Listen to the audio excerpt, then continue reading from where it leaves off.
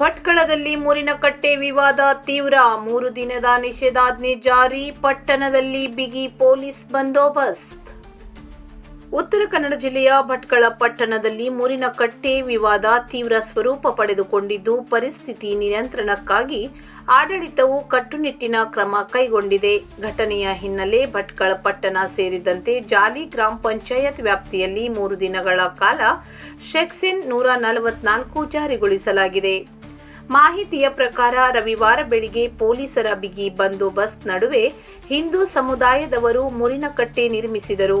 ಈ ವಿಚಾರವಾಗಿ 2 ಕೋಮುಗಳ ನಡುವೆ ಮಾತಿನ ಚಕಮಕಿ ಹಾಗೂ ವಾಗ್ವಾದ ಆರಂಭಗೊಂಡಿತು. ಬಳಿಕ ಸಂಜೆ ವೇಳೆ ಕೆಲ ಮುಸ್ಲಿಂ ಯುವಕರು ಮೂರಿನಕಟ್ಟೆಯನ್ನು ಧ್ವಂಸಗೊಳಿಸಿದ ಘಟನೆ ನಡೆದಿದ್ದು, ಇದರಿಂದ ಪಟ್ಟಣದಲ್ಲಿ ಉದ್ವಿಗ್ನ ವಾತಾವರಣ ನಿರ್ಮಾಣವಾಯಿತು ಎನ್ನಲಾಗಿದೆ.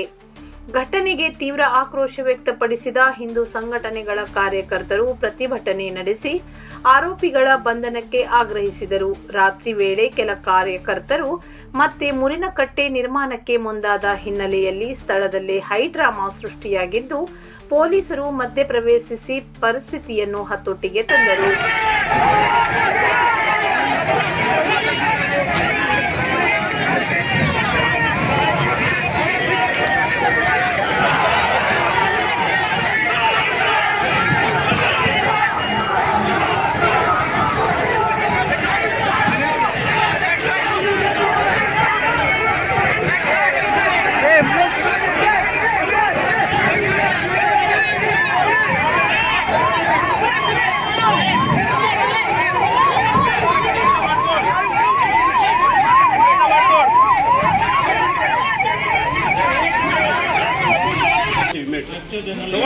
FIR ಅಂತ 100% ಆಯ್ತು. ಈಗ ಸ್ಟ್ರಕ್ಚರ್ ಡೆಮಾಲಿಷ್ ಮಾಡೋದ್ರ ಬಗ್ಗೆ ಏನು ಕಾನೂನು ಕ್ರಮಕ್ಕೆ ಕೊಡ್ತೀರಿ? ಅದನ್ನ ಈಗ ನಮ್ಮ ಐ ಸಾಹೇಬರು, DC ಮೇಡಮ್, SP ಸಾಹೇಬರು, ಕನ್ಸರ್ನ್ ಎಲ್ಲ ಮೀಟಿಂಗ್ ಮಾಡ್ತಿದ್ದಾರೆ. ಅದ್ರ ಬಗ್ಗೆ ಉತ್ತರ ನಾವು ಕೊಡ್ತೀವಿ. ನಾನೀಗ ಅಥಾರಿಟಿ ಅಲ್ಲ, ಈಗ ಅವರಿದ್ದಾರೆ, ಸೀನಿಯರ್ಸ್ ಇದ್ದಾರೆ, ಮೇಲಧಿಕಾರಿ ಮಾತಾಡ್ತಿದ್ದಾರೆ. ಇದ್ರ ಬಗ್ಗೆ ಅಲ್ಲಲ್ಲ, ಈಗ ಪೊಲೀಸ್ ಮೇಲೆ ಹಲ್ಲೆ ಆಗಿದೆ ಸರ್. ನಿಮ್ಮ ಅದಕ್ಕೆ ನಾವೇ ಅರೆಸ್ಟ್ ಆಗಲಿಲ್ಲ ಸರ್. ಅಲ್ಲ, ನಿಮ್ಮೇಲೆ ಹಲ್ಲೆ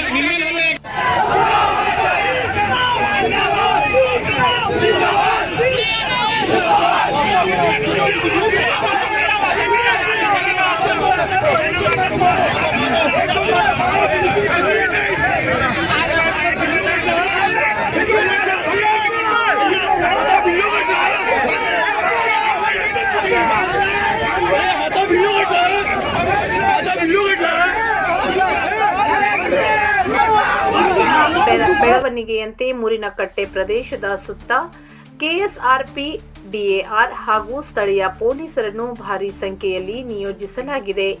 ಸಾರ್ವಜನಿಕರು ಗುಂಪುಗೂಡುವುದನ್ನು ತಡೆಯಲು ಪ್ರಮುಖ ರಸ್ತೆಗಳಲ್ಲಿ ತಪಾಸಣೆ ಹೆಚ್ಚಿಸಲಾಗಿದೆ.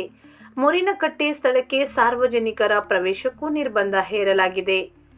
ಭಟ್ಕಳ ಉಪವಿಭಾಗಾಧಿಕಾರಿ ಆದೇಶದಂತೆ ಜಾರಿಗೊಂಡಿರುವ ಸೆಕ್ಷನ್ 144 ಅನ್ವಯ 5ಕ್ಕಿಂತ ಹೆಚ್ಚು ಜನರು ಒಂದೇ ಸ್ಥಳದಲ್ಲಿ ಸೇರುವುದನ್ನು ನಿಷೇಧಿಸಲಾಗಿದೆ. ಯಾವುದೇ ರೀತಿಯ ಮೆರವಣಿಗೆಗೆ, ಪ್ರತಿಭಟನೆ ಹಾಗೂ ಪ್ರಚೋದನಾತ್ಮಕ ಚಟುವಟಿಕೆಗಳಿಗೆ ಅವಕಾಶ ಇರುವುದಿಲ್ಲ ಎಂದು ಅಧಿಕಾರಿಗಳು ತಿಳಿಸಿದ್ದಾರೆ. ಜಿಲ್ಲಾ ಪೊಲೀಸ್ ಇಲಾಖೆ ಸಾಮಾಜಿಕ ಜಾಲತಾಣಗಳಲ್ಲಿ ಸುಳ್ಳು ಸುದ್ದಿ ಹಾಗೂ ವದಂತಿಗಳನ್ನು ಹರಡದಂತೆ ಸಾರ್ವಜನಿಕರಿಗೆ ಎಚ್ಚರಿಕೆ ನೀಡಿದ್ದು, ಶಾಂತಿ ಕಾಪಾಡುವಂತೆ ಮನವಿ ಮಾಡಿದೆ. ಪ್ರಸ್ತುತ ಭಟ್ಕಳ ಪಟ್ಟಣದಲ್ಲಿ ಪರಿಸ್ಥಿತಿ ನಿಯಂತ್ರಣದಲ್ಲಿದ್ದರೂ ಉದ್ವಿಗ್ನ ವಾತಾವರಣ ಮುಂದುವರೆದಿದೆ.